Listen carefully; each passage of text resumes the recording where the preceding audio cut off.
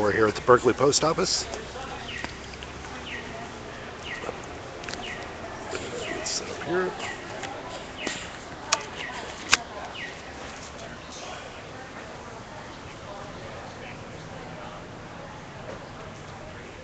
And we're here at the Berkeley Post Office. This is your live streamer Freeman Sullivan from Berkeley, California. July 29th, 2014. Oh.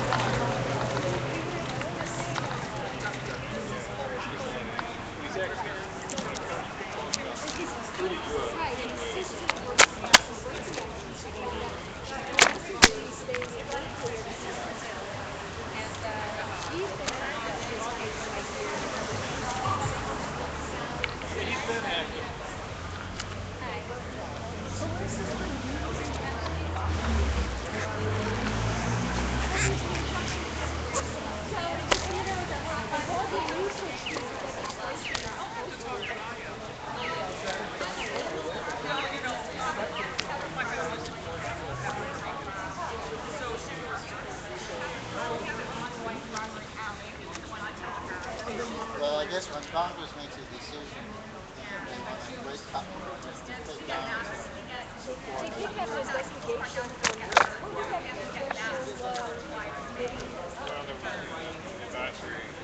Advisory council. They're really very favorable. Not much seems to be done. They're not actually sold sales. They can be so what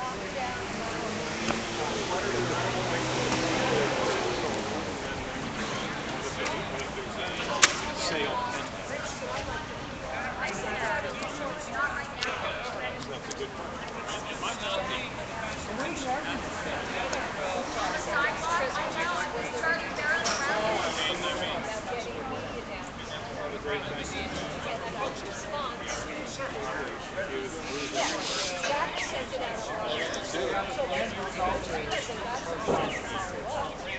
Well, they said the post office is losing so much money every year. It doesn't make sense. Why should we develop to support an institution that's losing hundreds of millions of dollars?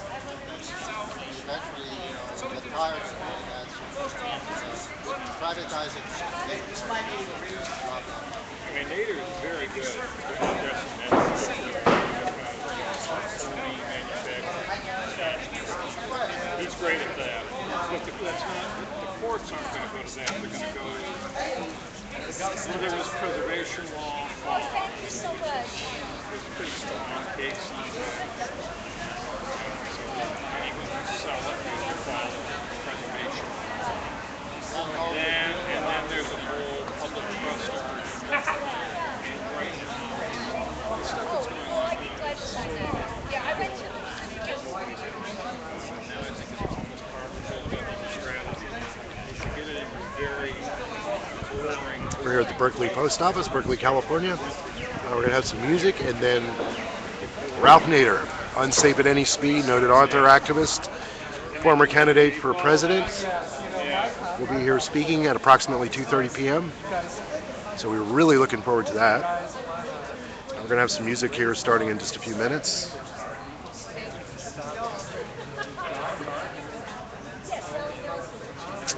You want to tell me why we're here? We're here to see Ralph. Just a second. Okay. So I'm here to see Ralph Nader speak, and that's why I'm here. We're also here to draw more attention to the Berkeley Post Office and the impending sale. So that's the reason we're out here. That's why I'm here. Good. Can I have your name? My name's Clark Sullivan. Okay, I can spell that. Okay. Thank you. You're welcome. Thanks. No problem. There we go. It's been very hard to get support.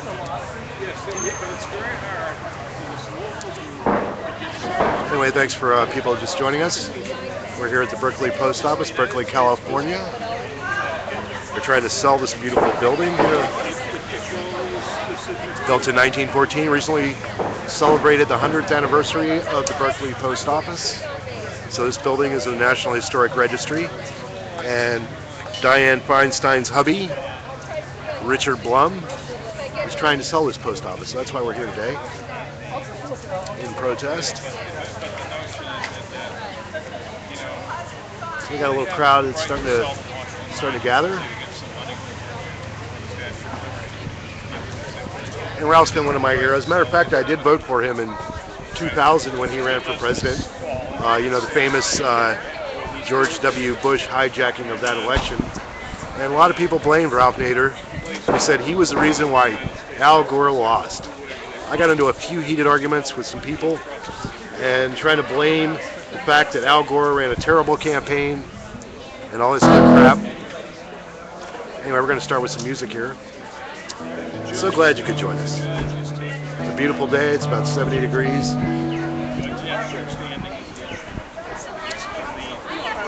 Gorgeous day today here in Berkeley.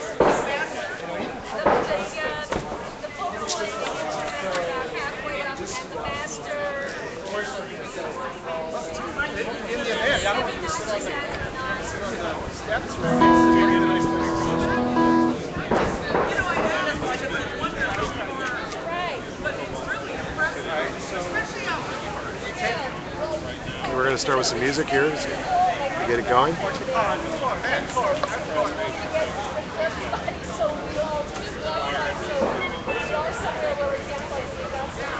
I'd like to know how the audio visual is doing.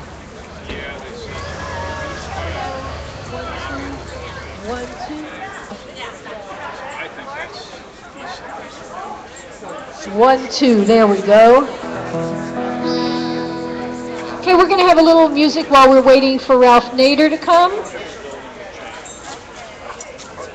And this is an easy one for you to sing along. I'll sing the first part and then the other part's pretty easy. Down in the valley so low, sell our post office, just tell them no. Just tell them no, dear. You can sing along. Just tell them no. Sell our post office, just tell them no. Roses love sunshine, violets love dew. Save our post office and save unions too. Save unions too, dear. Save unions too. Save our post office and save unions too. Write me a letter, send it by mail. Tell them our post office is not for sale.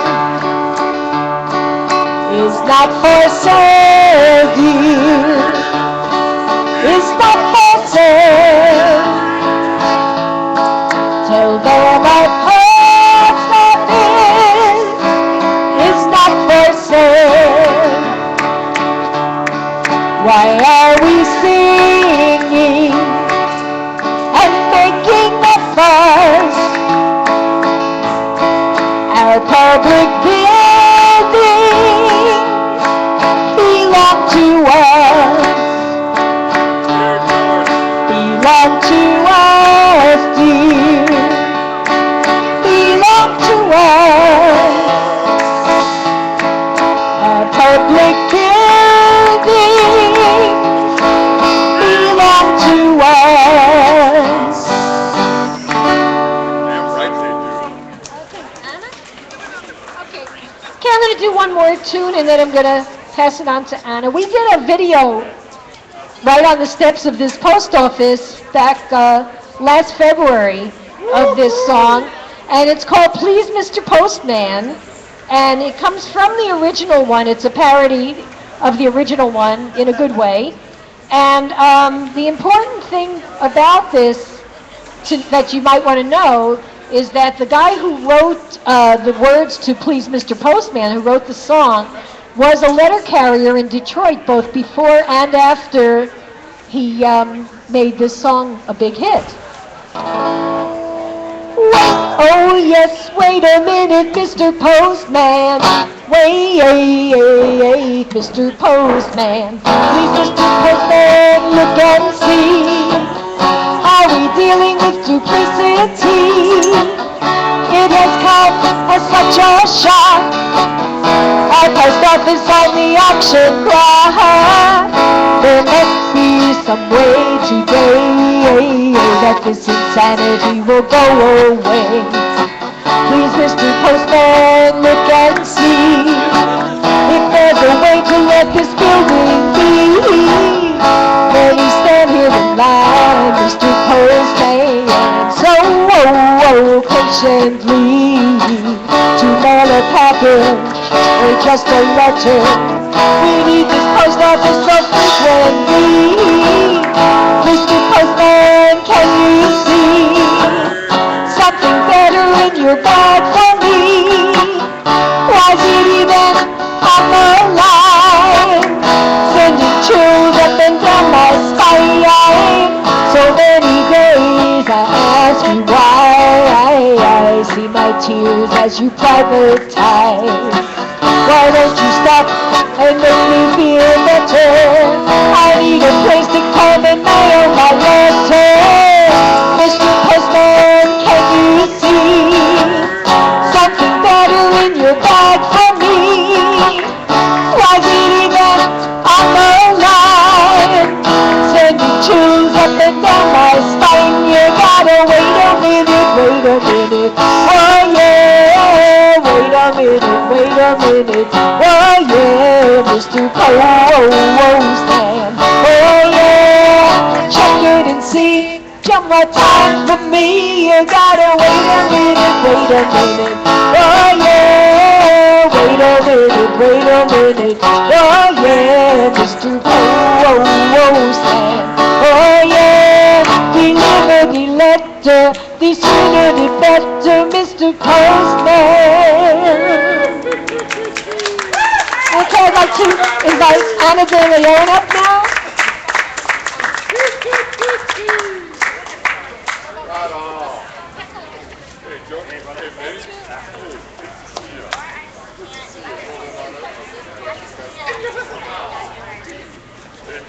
Hi. It's just a world of struggles, seems like, and especially personified by this flag over here, and thank you for that. And I think because I'm so struck by the news, well, especially these past few weeks, I feel obligated to sing a song about too many people in uniforms. Yeah, you got that right. Last night I had the strangest dream that I ever had before. Well, I dreamed that the world, it had all agreed to put an end to war.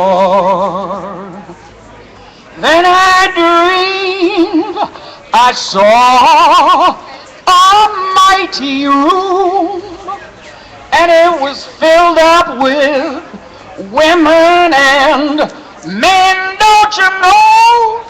All the papers they were signing said, hey, we'll never fight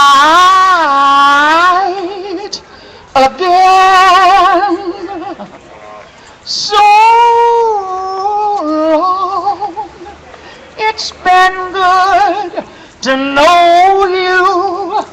so long. It's been good to know you. They said so long. Yeah, it's been good to know you, just know you, and to see you, and to love you right now. Then when the papers all were signed, and 1,000,000 copies they were made, you know, well, they all joined their hands and they bowed their heads, yeah, and grateful prayers they were prayed, and all the people in the streets below, well, they were dancing round and round. Don't you know there were guns, there were swords, there were uniforms, they lay scattered on the ground. Hope to tell you so long. It's been good to know you so long. It's been good to know you so long. It's been good to know you, say to know you, and to see you, and to love you right now. Right on. We spend too much money on that war, and it's our money, and it pisses me off. Thank you.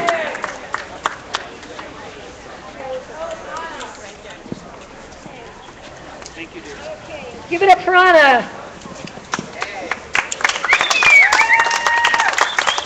Absolutely soulful. Okay, so I'm just going to do some songs until Ralph Nader shows up, I guess.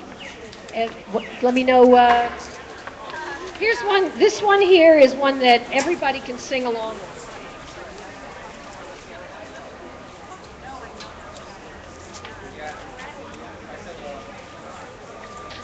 It's to the tune of We Shall Not Be Moved.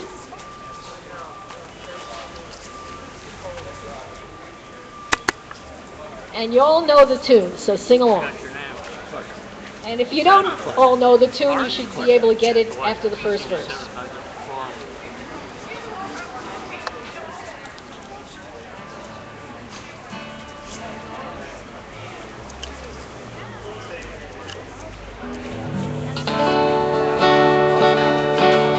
Our post office, it shall not be moved. Our post office, it shall not be moved, just like a tree that's standing by the water. It shall not be moved. It's a New Deal building. It's a New Deal building. It shall not be moved. It's a New Deal building. It shall not be moved, just like the tree that's standing by the water. It shall not be moved. It belongs to the community. It belongs to the community. It shall not be moved. It belongs to the community. It shall not be moved, just like the tree that's standing by the water. It shall not be moved. Our grandparents paid for it. Our grandparents paid for it. It shall not be moved.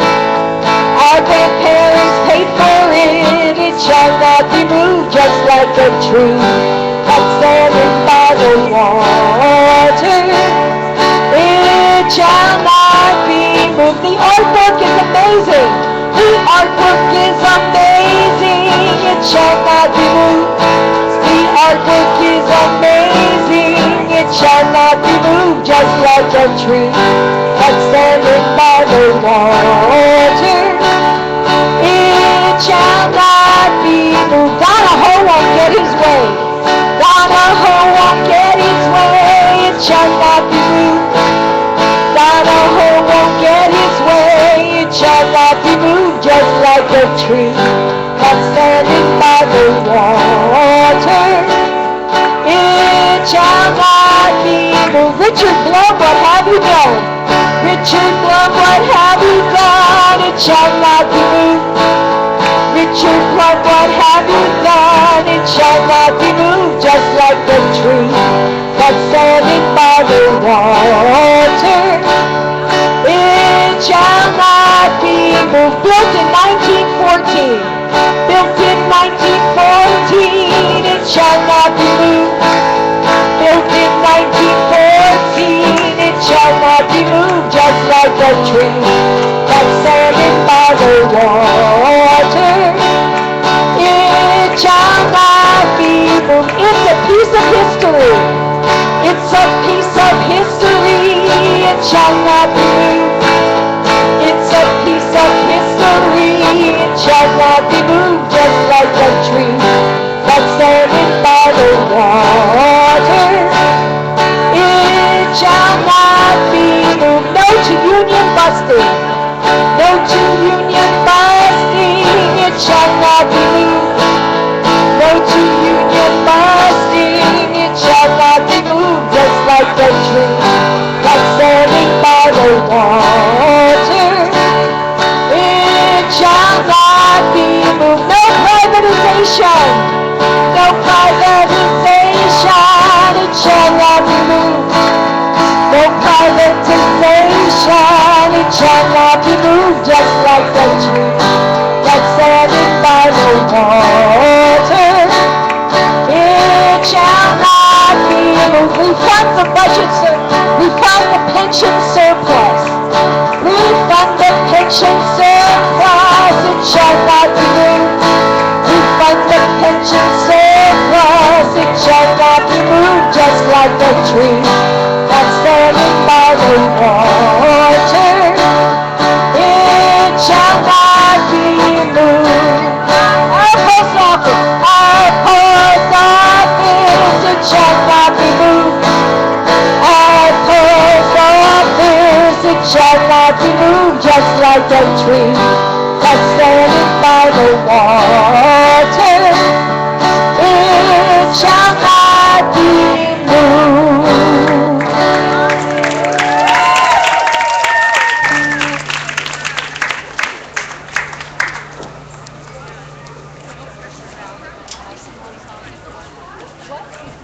Go ahead. Oh, now? Well, I mean, there's not a lot of time, so. Okay, well, I'll go unpack it.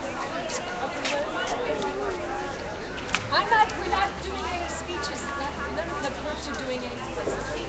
It's just Ralph Nader. It's just some music, just while we're gathering there. Well, as long as we do that, I'm going to go on. Okay, this is a song that was written by Carol Denny to My Bonnie Lies Over the Ocean. The post office right here in Berkeley was built back in 1914, and now they say it's on the market. They want you to think it's routine. Stand up, stand up, save the post office today. Today you can sing that. Stand up, stand up, save the post office today. I went to the post office Tuesday to mail me a letter or two. The office was closed up and boarded, and now I don't know what to do. Stand up, stand up, save the post office today, today.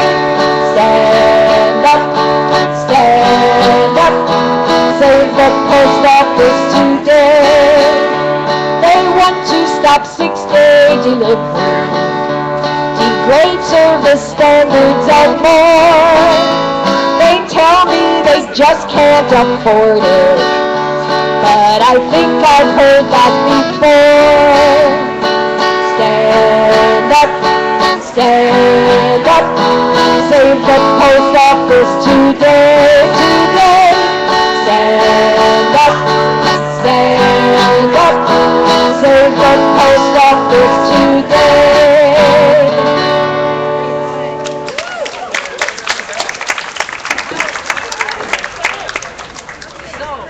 Maybe I can do this quick before he gets here. Anyway, did you know that a few years back, I think it was 2 or 3 years back, Obama met with a bunch of mucky mucks for the Trans-Pacific Partnership in Hawaii, and everything was just terrible. But anyway, there was a Hawaiian guy there sang, and he sang for 40 minutes, and they didn't have the nerve to send him away. They were afraid that the newspapers would say it was real good. I only learned 3 of the verses, so I'm going to sing 3 of them. He sang about 10. Is this here? Can they hear this? Oh, that's okay. I'll just, yeah. Can they hear my voice? I don't know.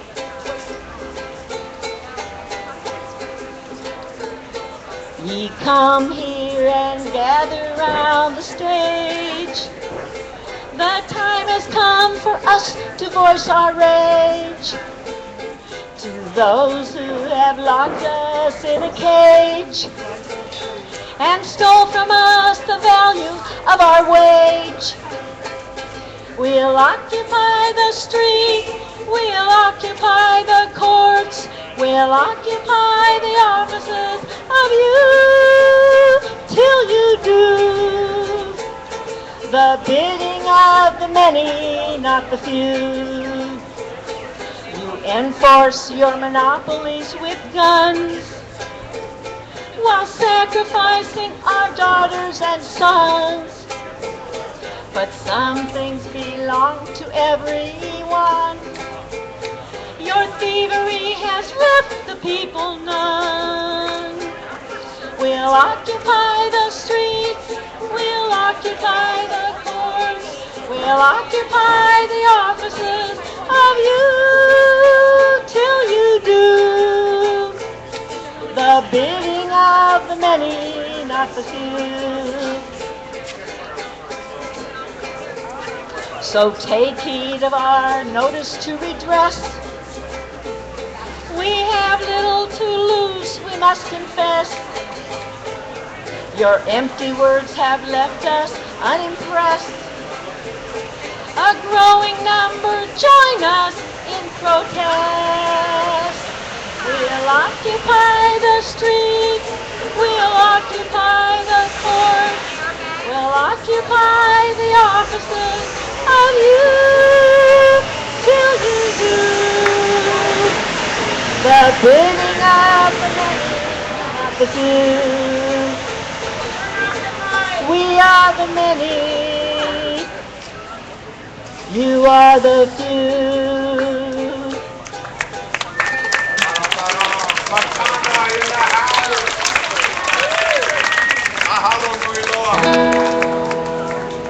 Okay, so I'll just play a couple of songs until we get Ralph Nader here.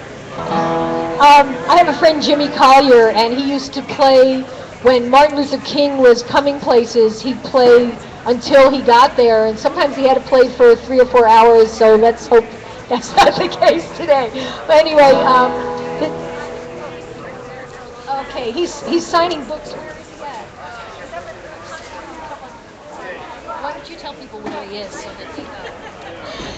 Yeah, just Mr. Nader is going to be coming here after signing books, his new book, Unstoppable, after receiving an award from the Foundation for Critical Thinking up at the Claremont Hotel. So he'll be here, but who knows how many books people are going to have brought to sign. So thanks to Hallie for filling in here.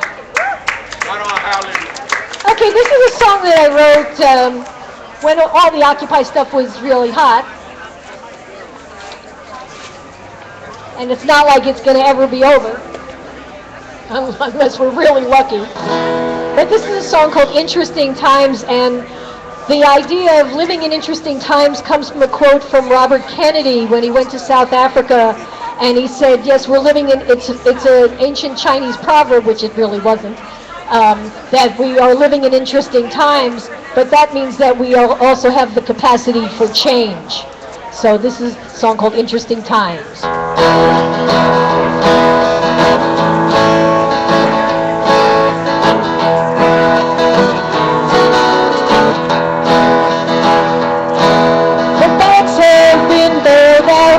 Thanks to politicians' clout, while foreclosures grow, and folks can't pay their rent. The class that's in the middle is playing second fiddle to the wealthiest, who are the 1%. We've seen the Arab Spring and the overthrow of kings. Wisconsin rallies weren't far behind. Then we were on our feet as we occupied Wall Street. We are living in interesting times. We're living in interesting times. There's a chorus. We're living in interesting times. Some say it is a curse, but we could change the universe, 'cause we're living in interesting times. A fiscal surplus had us confident when Clinton left as president. 8 years of Bush, and that went down the drain. Yes, we had some cash before we waged interminable war, and the deficit became a ball and chain. With this broken infrastructure, something's bound to rupture. Are we modern Rome in our decline? But rather than concede defeat, we take it to the streets. We are living in interesting times. We're living in interesting times. We're living in interesting times. Some say it is a curse, but we could change the universe, 'cause we're living in interesting times. Okay, I'm going to cut short my song, and let's welcome Ralph Nader.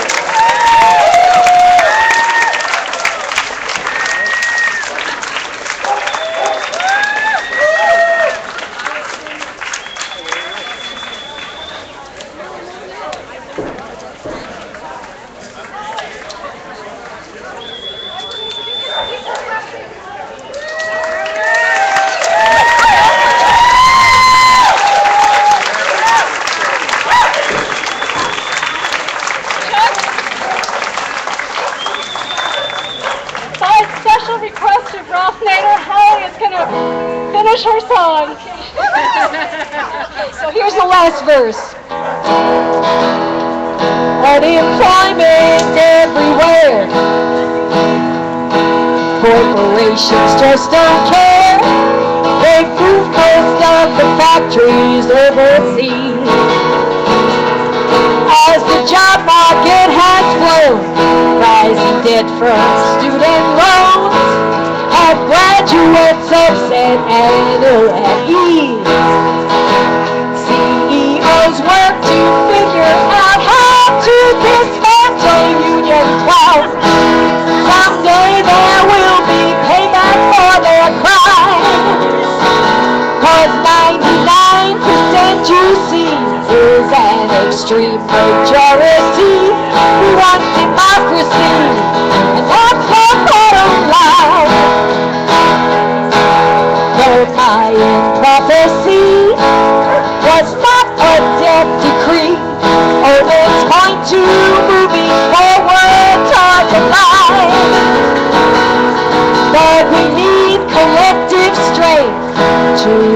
after global change, then we'll truly live in interesting times. We're living in interesting times. We're living in interesting times. Some say it is a curse, but if we could change the universe, 'cause we're living in interesting times. Some say it is a curse, but we could change the universe, 'cause we're living in interesting times.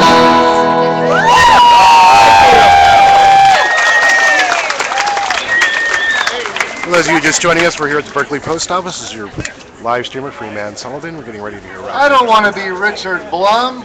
He's a wealthy, thieving bum. I support the post office workers. I support labor. I believe labor is America's lifesaver. But we need to employ an action that actually attains as we like.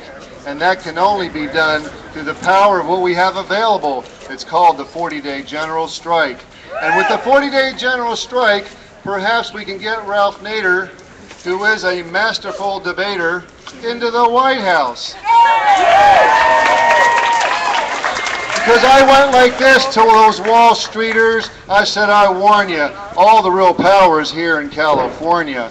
All we have to do is employ what we've learned from Harry Bridges and Cesar Chavez and Martin Luther King. These are the people that made our hearts sing. Just like Ralph Nader, who does a good job, but is overwhelmed by all this corruptive mob. But, you know, for every one of these devious clowns, there's 50,000 of us. So the 40-day strike, and we're on the Freedom Rose bus. So I hope to invite you and 50 of your closest friends Saturday down to the port, and it'll end up being a worldwide report how the California people finally said no more to the goddamn MF corporate store. My last thing is, my name is Peter. I'm also running to claim the governor's office. Thank you.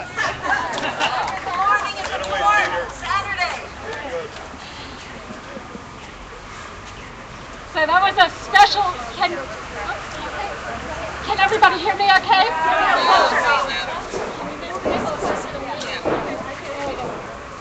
How's that? Okay. Kiss the mic. How's that? Yeah. Okay. So a big thank you to Howie Hammer and our musician friends and our theatrical friends. Howie is one of our not-so-secret weapons in the unstoppable fight to save our Berkeley Post Office.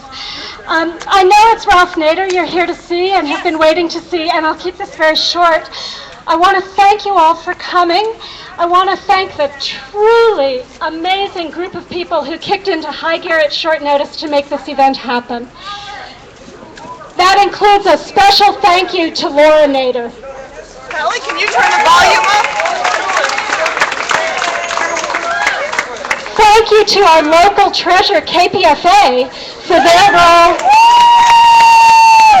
in bringing Mr. Nader to Berkeley to speak more formally tomorrow night at 7:30 at First Congregational Church on his book, Unstoppable, the Emerging Left-Right Alliance to Dismantle the Corporate State. Thank you, too, to the Conference on Critical Thinking and Educational Reform for their role in bringing Mr. Nader to Berkeley, where he was honored this morning, I believe, as this year's Bertrand Russell Distinguished Scholar. And I'm afraid he was honored by being asked to give yet another talk.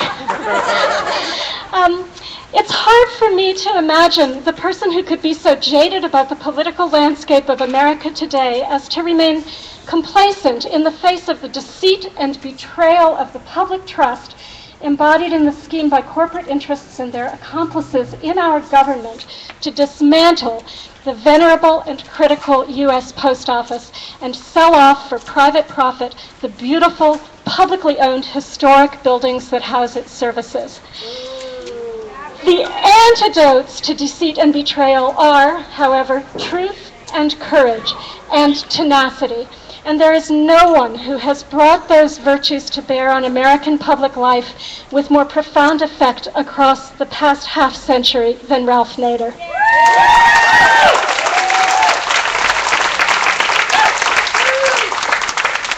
His 1965 indictment of the automobile industry for producing unsafe vehicles led to congressional hearings and the creation of auto safety laws, and since that time, he and his Washington-based Center for Responsive Law have been behind an astonishing range of federal protections and regulations we take for granted, including the Safe Drinking Water Act, the Occupational Health and Safety Administration, the Environmental Protection Agency, the Consumer Product Safety Administration, and even the Freedom of Information Act.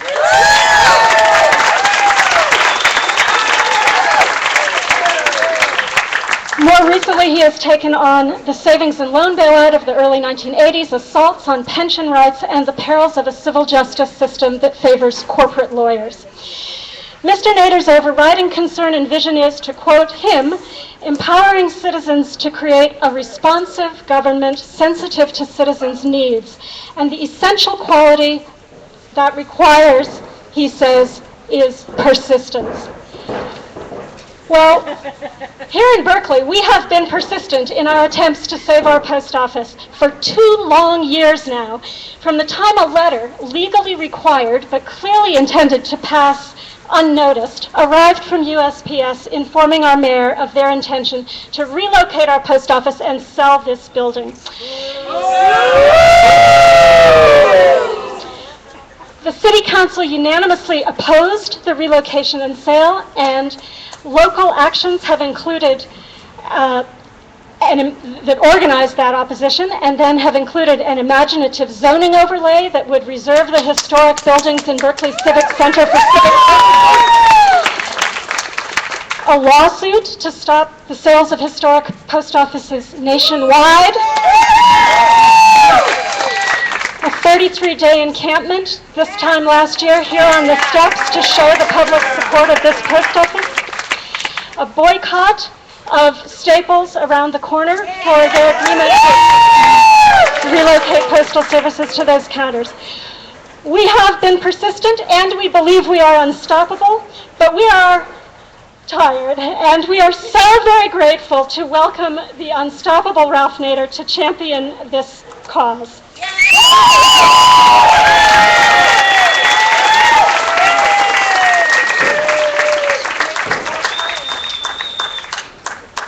Thank you very much, Christine. Thank you all for coming.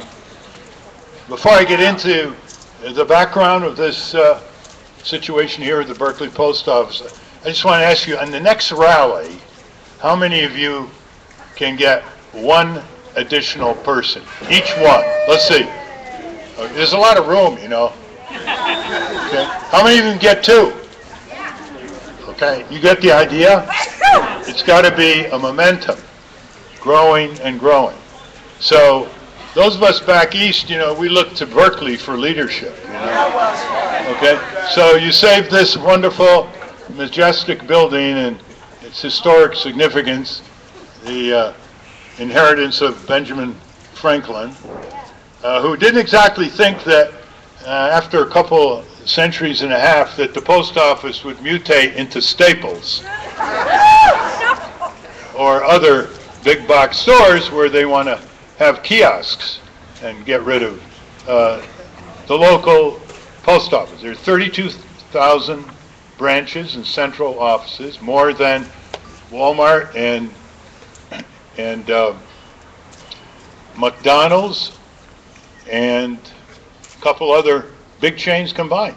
So you got 32,000 outlets, community outlets, nonprofit outlets, gathering places, places where federal information about your needs and your rights can be posted, where people can talk things up and meet, as well as get postal services. So this is not just a matter of stamps or delivery on Saturday, important as that is. This is a fundamental institution that binds the country together. It can be updated. It can be updated. It can be freed from the shackles of UPS and FedEx and others who have made sure that the post office is prevented from delivering beer and wine, for example, other things it can't do to get revenue increases. Now watch what happens when the myth, the propaganda of the collapsing post office is exposed. The U.S. Postal Service is a public corporation. It's the only major corporation in the United States that is a creditor of Uncle Sam, a creditor of the U.S. Treasury. Since it was established in 1970, it hasn't received a penny in subsidy from the taxpayer. Very few people know that. Very few people know that. In 2006, a Trojan horse bill was passed through Congress that requires the Postal Service to overpay, vastly overpay for its pension benefits, for which it has a $60 billion outstanding credit to it from Uncle Sam, or the U.S. Treasury. That's where being a creditor. Of course, the U.S. Treasury's already spent the money on, wars like supporting Israeli imperialism, or the military-industrial complex, and the F-35, and the Trident submarines, which can blow up 200 cities per submarine around the world in 45 minutes. They don't have any money for the U.S. Postal Service. But they don't need that money. They just need to repay the overpay on retiree benefits and the huge overpay for health insurance. There's no corporation in the country that is required by law to prepay 75 years in advance of health benefits. 75 years. So if you eliminate these prepays and get down to normal, prudent accounting, the post office about breaks even. Can you imagine, even with the reception, even with the internet, even with all the young people abandoning the post office, imagine if they would ever send a thank you letter by postage. They don't even know what postage is, okay? Even with all of that, according to the data, and Senator Bernie Sanders has put this out, go to his website, you'll see, it's about breaking even in the last 5-6 years, just about breaking even. So this is a exaggerated crisis built in with Trojan horses in order to fulfill a number of purposes. One is to deliver more business to the parasite private corporations. Okay, that's one.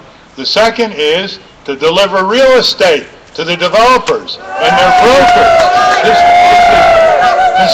This is not just a historic post office. It's just a piece of valuable real estate all over the country. They want to convert. If they don't knock them down, they'll convert them into other commercial operations. All right, so I write in October of last year, I wrote Senator Dianne Feinstein a letter.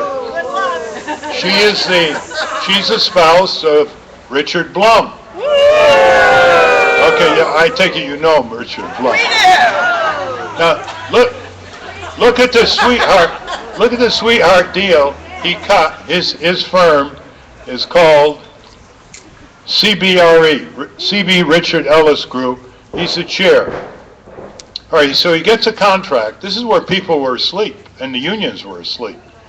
He signed a contract to sell off postal properties all over the country without competitive bidding. He can actually deliver some of these to his business associates. Talk about conflict of interest. And he now has amended the contract so he can do his own appraisal. How about this? You appraise the property so that you can sell it for less than real market value. And even though the contract says they have to sell it for real market value, he said, well, we appraised it, and it just, things are tough. It didn't come in. And then he sells it to his buddies. Now, the Inspector General of the U.S. Postal Service issued a withering report condemning this. So you can go to the Postal Service website, and you can get it. And also, Peter Byrne, He's not here now, but he's with the East Bay, is it? What paper is he with? Let's see. Yeah, he published it in the East Bay Express, and he exposed all this. So you see, you have more than a nostalgic reason to preserve this. You have more than a historic reason to preserve this. You have more than a functional reason to preserve this. I mean, companies go up and down, right? Sometimes they go bankrupt and they're rescued by the taxpayer and they come back, like General Motors and Chrysler, right? But of course, that's never permitted for an awesome historic institution like the U.S. Postal Service, right? They don't get bailed out. They don't get bailed Especially out. the biggest union in the country. They don't get bailed out. And what you need to do is also to oppose this for corporate crime purposes. Because what's going on here is a sweetheart deal. There's a lot of shady stuff. So you want to preserve this post office, you expose Richard Blum. Now Richard Blum, he throws his weight around. He's reshaping the University of California in commercial images and corporatized images. But he's also on the Board of Regents. He's no longer the chair, but he's on the Board of Regents. So next time the Board of Regents meet, what you ought to do is go there, make this the issue. Kick the Blum out. From the Board of Regents. And you're not lacking for any slogans. Okay? So here's the strategies I suggested, you've got your own, is you've got to show it's a building momentum. That's what they're afraid of. Something is building, because they know how to wait people out. Oh, they showed up, just ignore them and they'll get tired and they'll wait out. Now in the process, you're educating your children and your grandchildren into why this postal service nationwide is so important. When the chips are down and something is definitely needed for delivery and it cannot be delivered over the internet and private corporations say it's not profitable enough, what's left in 32,000 areas around the country? It's the U.S. Postal Service. Okay? I mean, I remember when I was a kid, it was only a few years earlier, they delivered eggs. Literally. Yeah, overnight, they delivered eggs. Sometime in the afternoon, Farmer Jones in the morning, you got it in the afternoon. Okay, so now there's another drive here that's important. That is, in getting more revenue for the Postal Service and breaking the shackles that prevent it from doing this, even internet things, they're restricted. The board of directors of the U.S. Postal Service has been dominated since 1970 by corporatists. So you have the Postmaster General, he takes his orders from a corporate board of directors.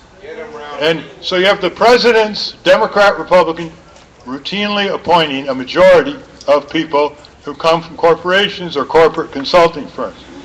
There are 32 million people in this country who are unbanked. Not only 32 million workers who make less today than 1968 adjusted for inflation. Imagine, 46 years ago. I mean, how much can people take in this country? Answer, a lot. How much can they take? Answer, a lot. How much should they take? None. Nothing. Okay, so you have 32 million unbanked people. Why? Because it costs money to have a banking account. You know, Bank of America charges, Citigroup, PNC, they all charge you, and they want to charge you like a credit card company if you don't have enough in the bank at the end of the month. So you have 32 million. Well, up until 1968, there was the U.S. Postal Savings, part of the post office. They had a bank. You went, you put your savings in, you got a little interest, you could borrow money. That was terminated by the banking lobby, 1968. Now we are seeing a growing movement to bring it back. You say, you don't want 32 million customers? Okay, too bad. We're not going to let them be unbanked.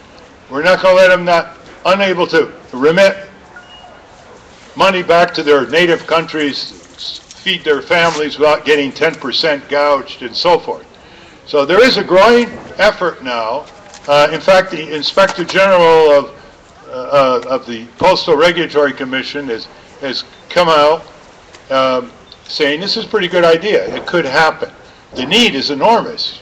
over 30 million people, and it has historical antecedents. So, Senator Elizabeth Warren, before you say yay, her latest vote was to support $230 million to pay for Israel's marauding of the Gaza people, and we have to pay now for it. Okay. So, anyway, not to change the subject, but there is a problem with Elizabeth Warren on foreign and military policy generally. She's terrific domestic, really terrific. And she is a big champion on the postal savings, and she knows what she's talking about. So connect with her. She's looking for, people. She has a staff that answers inquiries and tells you what's been written and what's going on. But when you have the Inspector General himself inside the postal complex saying this is a pretty good idea, that's a pretty good start. Also, Bernie Sanders is for it. Sherrod Brown is for it. And there are probably 10, 15. I would even think that Senator Boxer would be for it. Now, when I wrote Senator Feinstein, she said, look, I'm just married to the guy. I'm not, I can't control what he's doing. I said, well, may I ask, this is through the media. She never calls back, even though she introduced me years ago when she was a consumer advocate in San Francisco. That was another era. But in between a reporter who's going back and forth, I said, well, ask her if she files a joint return. Well, maybe she doesn't. So maybe they file separate returns so that the profits of the real estate business don't accrue to her. But the real answer is she votes for appropriations. She votes for oversight. And if she doesn't challenge this contract, if she doesn't go on the floor and challenge this contract or in committee, never mind spouse, no spouse, she is not fulfilling her senatorial duties. I want to make that very, very clear, very clear to her. Now you can get this letter, and see, she thinks this letter is now over. It's had its whatever impact over. The thing you want to do with politicians is you got to persuade them that it ain't over until it's over. As Yogi Berra used to say. Okay? So get this copy. You can get it from going to my Nader.org. Okay, it's very simple. Nader.org, and search for the Senator Feinstein letter. It'll come up, download it, and then send it to her. Keep sending it to her. And not just Washington. It's much more effective to send it to her offices here. Here, they're they're much more by mail. Yes, indeed. Yeah. And it's not going to be a stamp of Richard Blum after he wrecks all these beautiful post offices. Now, there's a beautiful post office in Greenwich, Connecticut. And all these rich people in Greenwich, they say, oh me, oh my. They didn't even lift a finger to save it. And it's gone now. Same thing down in North Carolina. They seem to be starting with the most historic post offices because they think they can get the best price for it. So how many of you, I have to ask you this, how many of you are going to download the letter and send it to Feinstein? Okay. Some of you said, no, what's wrong? Let me see it again. How many? Okay? You want to win? How many of you want to win? Okay. All right. Now, how many of you are going to extend to your children, grandchildren, nieces, nephews, whatever, the significance of this and the significance of the post office? How many? Okay. And bring some of them down and show them how to write a thank you letter. They're 7, 8 years old.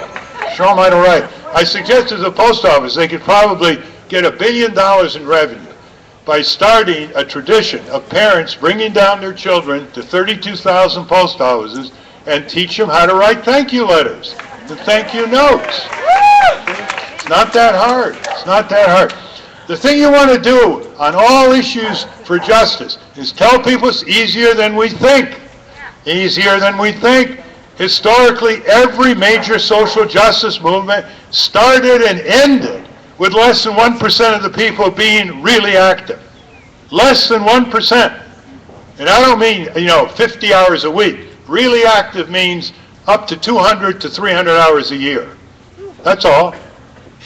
Women's suffrage, abolition of slavery, apart from the Civil War. Abolition of slavery, the farmer populist revolt out of Texas in 1887, the labor movement, all started and ended with victory, with less than 1% of the people. You know, you heard Occupy Wall Street, Occupy Oakland, talking about 1%, the 1%. They left out the other 1%, the 1% that could bring the other 1% to heel. That's 3 million. That's 3 million people we're talking about in congressional districts all over the country. Piece of cake. How many times do we have to say it? How many times do we have to give you examples? It's a piece of cake. Stop exaggerating the opposition. They're bullies, and like any bullies, you know what brings them down. Right? Citizen courage. Showing up. I have a bill that I carry around. Let's see if it's still here. Well, the problem is profit. Say it. come on, we know the problem's profit. Get over it. How many times do you have to go derivatively redundant? You're going to take the next step here. Here it is. Here it is. This is my favorite bill. $2 bill. Yeah, I got one. Okay? Do you know what's on the back of the $2 bill? You remember the King George III tyranny? These are the people who gathered to sign the Declaration of Independence, 1776, July 4th, and they thought they were signing a death warrant. They're up against the most powerful military force in the world at that time. Yeah, a lot of them were rich, and they're all white, and they're males. But, you know, even rich white males can demonstrate courage, right? All right. So we put this up on windows and everywhere we go because the message is twofold. Aren't you glad these people showed up? And the second one is, are you going to show up? So showing up is half a democracy. That gets you to second base. And that's what you did today, you see? Now, if you didn't show up, we were talking just to a couple people. Peter here, he's always around. And and Christine, it wouldn't mean as much. See, they're counting heads. They're counting heads. And they count increasing heads. When we passed legislation in the late 60s and early 70s in Congress, the Consumer Product Safety Commission, the Environmental Protection Act, the Air Water Pollution Acts, the Basic Acts, right? You know what? You know who was president? It was Richard Nixon. Nixon hated all this. But Nixon was also the last Republican president who was afraid of liberals. And he had his finger to the wind. And he was hearing the rumble from the people coming out of the 60s. And how much was that rumble of the people? Wow. A tiny percentage of the population showed up, but they knew, the politicians and the corporatists knew, that they represented a much bigger public opinion. Or as Abraham Lincoln put it, with the public sentiment, you can achieve anything. So he had his fingers in the wind, so he couldn't stop signing our bills with flourishing rhetoric on how important it is to breathe fresh air and drink clean water. It was like hilarious. He just kept signing. And then the counterattack came. Whenever you win something, you have to ask yourself, what's the backlash going to be? You're going to be ready for it. If you're not going to be ready for it, you know the corporatists have huge stamina. They're using your money.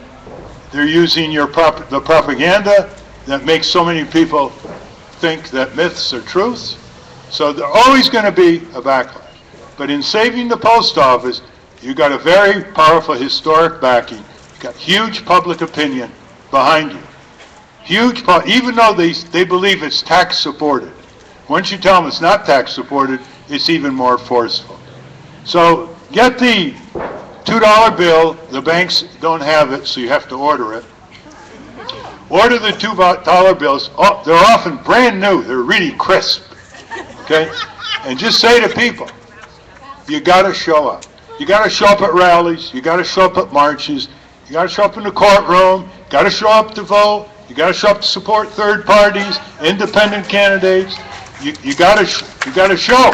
I ask college students, how many of you have ever been to a mall? Every hand. How many of you have ever been to McDonald's? Every hand. How many of you have ever been to Starbucks? Almost every hand. How many have you ever been to Walmart? Every hand. Once in a while, one person doesn't raise a hand. It turns out it's from Finland. Okay? So by the way, I have never been in a Walmart, McDonald's. Okay.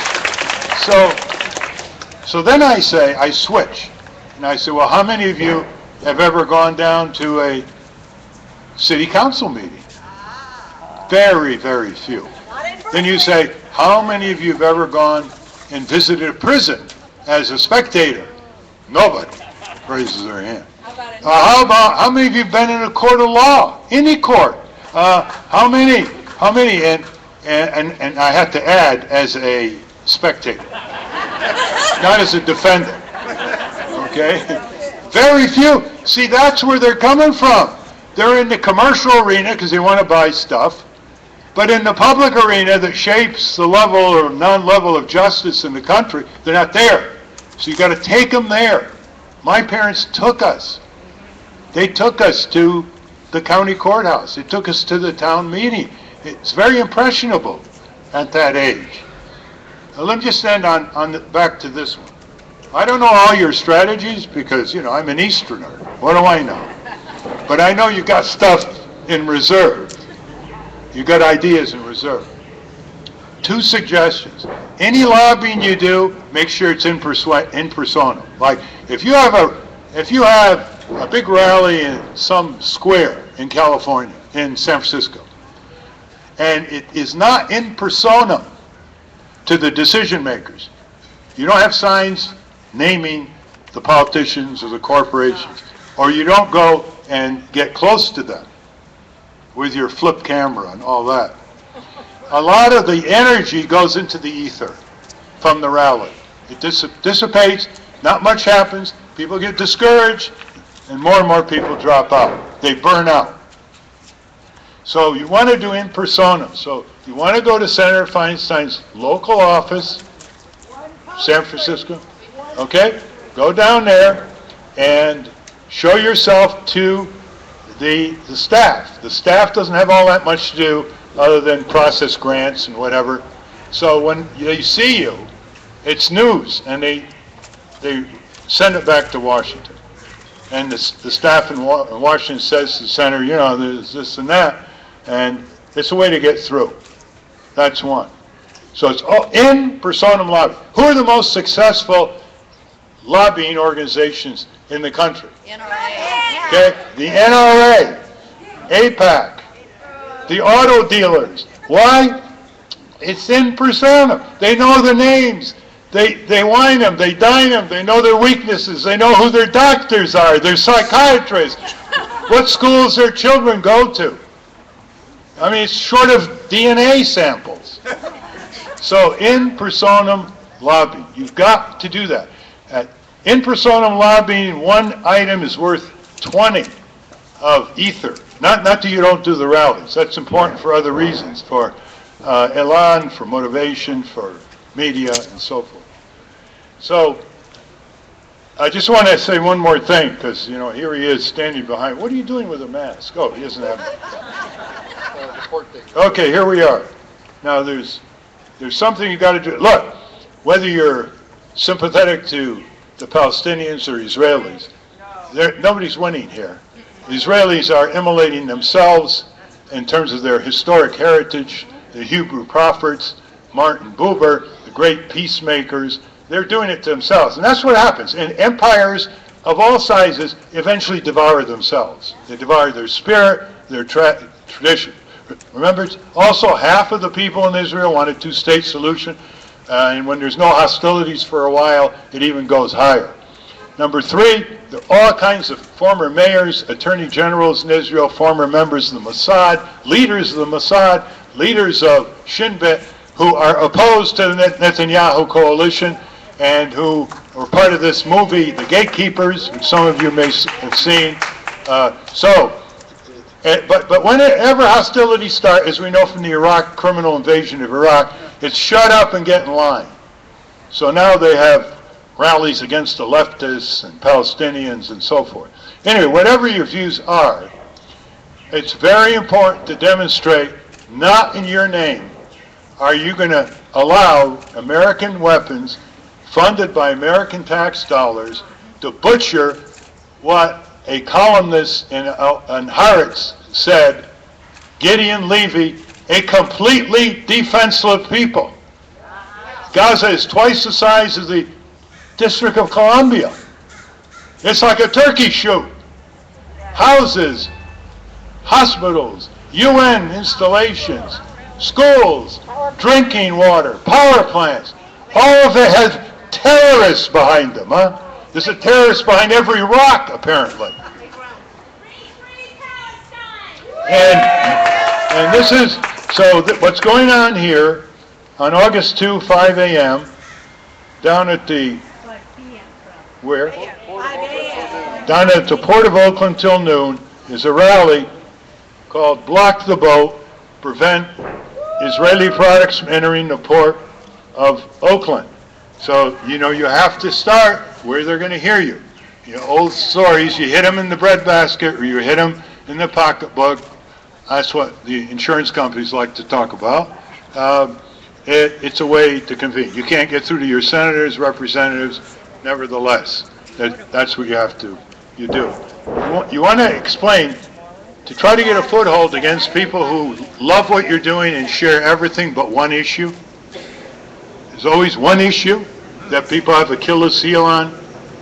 This issue of violence, show me one example where any instrument, a state instrument, has generated massive violence against innocent people where they don't justify it. It's always self-defense. It's always they attacked first. It's always justifiable. That is why that the only policy between human beings that has any integrity is nonviolence. Sustained nonviolence. So anyway, back to the post office. Exchange some of your ideas. You've got a lot of ideas.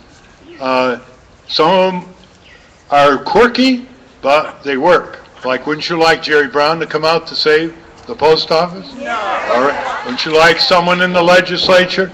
The more that speak. You've got your city council. They want to preserve it, right? Barbara Lee, right? She wants to preserve it, right? So everybody does their part in that manner. And I want to urge you to file a lot of Freedom of Information requests and go to the U.S. Postal Service. The worst thing happens, you go into the Postal Service and you go to the top brass and they say, we don't hear from anybody back home. You go to the members of Congress, so we haven't heard, just a few letters, and they're from the postal unions.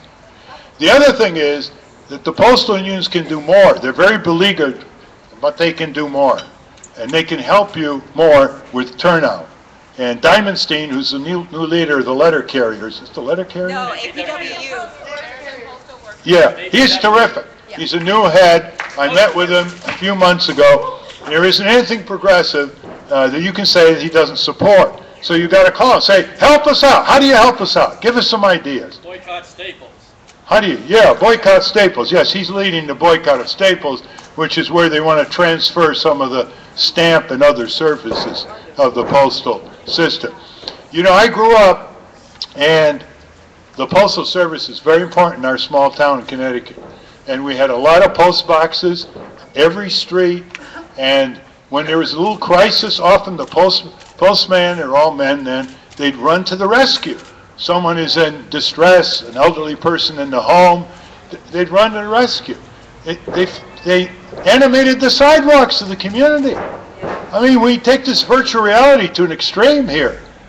We have to have reality. There are a lot of intangibles to the Postal Service. Don't let them just give you figures, although we can overwhelm them with our factual renditions. No problem. But they never want to talk about the intangibles with the community. There's someone walking up the steps and some lonely elderly people or others in the home. Hi, Joe, how are things? What's the latest? The Red Sox won again. Or, there's a town meeting next week. Are you going to go? What's the price of that? And just think, we're spending $650 million this year to guard the U.S. Embassy in Baghdad and its personnel. One embassy. Contractors. The entire OSHA budget to deal with 60,000 workplace-related deaths a year and injuries. In the United States, 550 million. The insane inversion of budgetary priorities reflects the endless cruelty of an out-of-control plutocracy and oligarchy. That we can spend trillions of dollars blowing up Afghanistan and Iraq and end up for the money with a metastasized Al-Qaeda and the offshoots in all kinds of countries and more hatred by ordinary civilians who've lost their loved ones in drone strikes and bombs and blowing up drinking water and electric system, and not have it come home and repair our public transit, update our drinking and water systems, and education and schools and clinics and libraries, and the post office. This is a minor item in the Pentagon budget. Anybody here wants to come up to a theory that preserving our post office is essential to our national defense and security? You've won. Okay? That's where the money goes. So let's get organized more than you already are. You're more organized than any other group I've read about in the country to save the post office. But don't let it go to your head. It's not enough. And you know how to multiply it. Let me end where I began. Next rally, how many people are going to bring one or two more people each? There you are. And then it builds. And by the way, the people you bring are people with their ideas and with their conscience. Bring some business people. Bring more people from the other unions and the postal unions. It's called solidarity. Bring it. This building shall never be denied the people of Berkeley. Never be denied the people of Berkeley. This building represents the binding together of the American people for over 250 years. This building shall never be denied the spirit and foresight of Benjamin Franklin. My last meeting with the Postmaster General Donahoe, I said, do you really want to go down in history as the anti-Benjamin Franklin? His policy for the post office is very simple. Cut services and raise rates. Now, in business, that's a prescription for disaster, is it not? Yes. Okay. Now, do you know why they keep postponing ending Saturday service? Which means, why would you put something in the mail Thursday or Friday? You know why? Because of protests like yours around the country. That's why. We can focus what you're doing in a close way in Washington where it counts. But you are our strength. Understand that. You are our strength. Without you, we cannot focus. It's like a magnifying glass. The sun's rays come on the sidewalk. They're not very hot. But the magnifying glass can focus it. But the magnifying glass on the politicians in Washington and the corporatists cannot focus if you don't give us the sun's rays. You are the sun's rays. Thank you very much.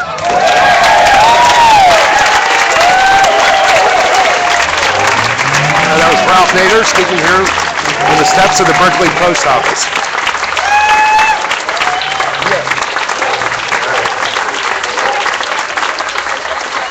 So there you have it, folks. Mr. Nader. Thank you so much. Thanks a lot for We watching. had a 100th birthday party for our post office, and the one thing we didn't have was presents. And we have two presents we want to give indirectly to our post office via Ralph Nader. First of all, from Sally Nelson on behalf of Citizens to Save the Berkeley Post Office and the Berkeley Post Office Defense, a beautiful poster. Don't get in front of us from to do that. Steve, Who do you think you are? and from the unions, Steve Lysat representing, and some of his brothers and sisters representing the American Postal Workers Union, a Stop Staples t-shirt. All right. Some people's shoes was too small for him to wear. That was smart. Oh, well. All right, we're going to let it go, folks. Have a great day. I'll be back in Sacramento on 2 days from now to a live streaming workshop. So I hope you join me then.